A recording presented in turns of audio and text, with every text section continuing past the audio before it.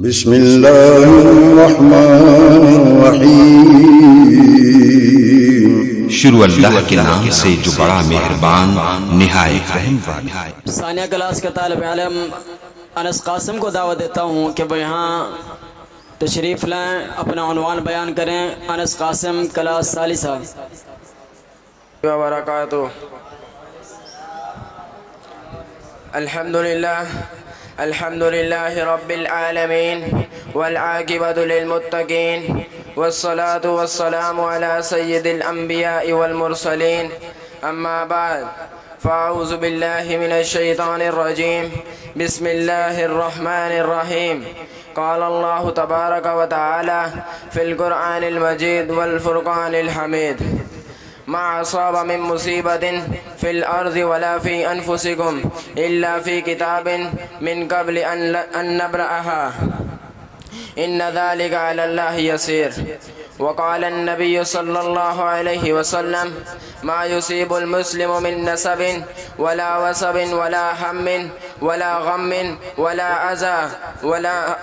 أذى حتى الشوكة يشاكها إلا كفر الله بها من خطايا۔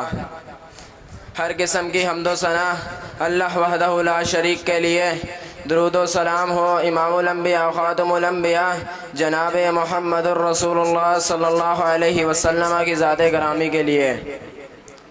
سامعین محترم، اس جہاں میں ہر چیز کے دو رخ ہیں، یعنی کہ مثال کے طور پر اگر اس جہاں میں دن ہے تو اس کا دوسرا رخ رات ہے، روشنی ہے تو اس کا دوسرا رخ تاریکی ہے۔ اسی طرح انسان کی زندگی کے بھی دو رخ ہیں، ایک ہے دکھ اور دوسرا ہے سکھ، اور ان دونوں چیزوں کو ملا کر انسان کی زندگی کا گلدستہ بنتا ہے۔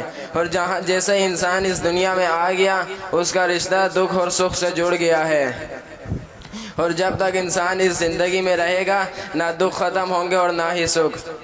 اس لیے بڑے سے بڑا بندہ بھی یہ دعویٰ نہیں کر سکتا کہ مجھے دکھ نہیں آئیں گے، یہ آنے ہی آنے ہیں۔ ہاں، البتہ تین باتیں ایسی ہیں، اگر ہم ان باتوں کو سمجھ لیں تو دکھ کی کیفیت کم ہو جائے گی، یعنی ہم دکھ پر صبر کر سکیں گے۔ آج میں آپ کے سامنے وہ تین باتیں بیان کرنا چاہتا ہوں۔ پہلی بات، یہ بات سمجھ لیجئے کہ دکھ اللہ تبارک و تعالیٰ کی طرف سے آتے ہیں اور یہ آنے ہی آنے ہیں۔ جیسا کہ اللہ تبارک و تعالیٰ نے فرمایا ما اصاب من مصیبت الا باذن اللہ ومن یؤمن باللہ یہد قلبہ واللہ بکل شیء علیم۔ جو بھی دکھ، جو بھی مصیبت انسان پر آتی ہے وہ اللہ تبارک و تعالیٰ کی طرف سے آتی ہے، اور جو اللہ پر ایمان رکھتا ہے اللہ تبارک و تعالیٰ اس کے دل کو ہدایت دیتا ہے۔ اللہ تعالیٰ ہر چیز کو جاننے والا ہے۔ اس آیت کریمہ سے ہمیں پتہ چلا کہ دکھ اللہ تبارک و تعالیٰ کی طرف سے ہی آتے ہیں، مصیبت اللہ تبارک و تعالیٰ کی طرف سے ہی آتی ہے، اللہ باذن اللہ، مگر اللہ کے حکم سے ہی آتی ہے۔ اسی طرح دوسرے مقام پر اللہ تبارک و تعالی نے فرمایا ما اصاب من مصیبت فی الارض ولا فی انفسکم الا فی کتاب من قبل ان نبرأها ان ذلک علی اللہ یسیر۔ جو مصیبت بھی انسان پر آتی ہے، جو مصیبت بھی زمین پر آتی ہے یا تمہاری جانوں پر آتی ہے، وہ لوح محفوظ میں لکھی ہوئی ہے زمین کو بنانے سے پہلے سے، اور یہ اللہ تبارک و تعالیٰ پر یہ کام کرنا آسان ہے۔ اس آیت سے بھی پتہ چلا کہ دکھ انسان پر آتے ہی آتے ہیں، کیونکہ یہ اللہ تبارک و تعالیٰ کے پاس ایک کتاب ہے جس میں انسان کی ساری تقدیر لکھی ہوئی ہے۔ تو یہ بات سمجھ لیجئے کہ دکھ آنے ہی آنے اور یہ اللہ تبارک و تعالیٰ کی طرف سے آتے ہیں۔ دوسری بات یہ سمجھ لیجئے کہ دکھ ہر آنے والا دکھ جب آتا ہے تو اللہ تبارک و تعالیٰ کی طرف سے آزمائش بن کر آتا ہے۔ جیسا کہ اللہ تعالیٰ نے فرمایا وَلَنَبْلُوَنَّكُمْ بِشَيْءٍ مِّنَ الْخَوْفِ وَالْجُوعِ وَنَقْصٍ مِّنَ الْأَمْوَالِ وَالْأَنفُسِ وَالثَّمَرَاتِ وَبَشِّرِ الصَّابِرِينَ۔ اور البتہ ہم ضرور بندے کو آزمائیں گے بھوک سے، خوف سے اور مال کی کمی دے کر کے، اور ان کی جانوں سے اور پھلوں سے، اور خوشخبری ہے صبر کرنے والوں کے لیے۔ یعنی کہ اللہ تبارک و تعالیٰ اس آیت میں فرما رہے ہیں کہ ہم بندے کو آزماتے ہیں، ہم بندے کو دکھ دیتے ہیں، ہم دیکھتے ہیں کہ کون ہمارے کون ہے جو ہم سے دکھ آنے کے بعد بھی محبت کرتا ہے، اور وہ کون ہے جس کو ہم دکھ دیں اور وہ اس کے بعد ہمارا گلہ شکوہ کرنا شروع کر دے۔ سامعین محترم، امام غزالی رحمہ اللہ ایک دفعہ راستے میں جا رہے تھے، پاؤں میں جوتی نہیں تھی، سامنے سے اس ریاست وقت کا بادشاہ گزرا، اس گھوڑوں کی فوج اس کے ساتھ تھی۔ امام غزالی رحمہ اللہ فوراً اوپر منہ کر کے کہنے لگے اے اللہ تیرا بھی کیا انصاف ہے، تو نے جو کبھی مسجد میں نہیں گیا تو نے اس کو اتنا کچھ دیا ہے، اور ہم تو ہر وقت مسجد میں ہوتے ہیں، ہمیں پاؤں میں پہننے کے لیے جوتی تک نہیں دی۔ شکوا کر بیٹھے تھوڑے تو آگے چلے، آگے جا کے چوک پہ دیکھا کہ ایک بندہ بیٹھا ہوا اس کے پیر ہی نہیں ہے، فوراً سجدے میں گر گئے اور رو رو کے کہنے لگے یا اللہ مجھے معاف کر دے، میں تیرا شکوا کر بیٹھا ہوں، تیرا گلہ کر بیٹھا ہوں۔ تو میرے بھائیو یہ بات بھی سمجھ لو کہ ہر آنے والا دکھ اللہ تبارک و تعالیٰ کی طرف سے آزمائش بن کر آتا ہے۔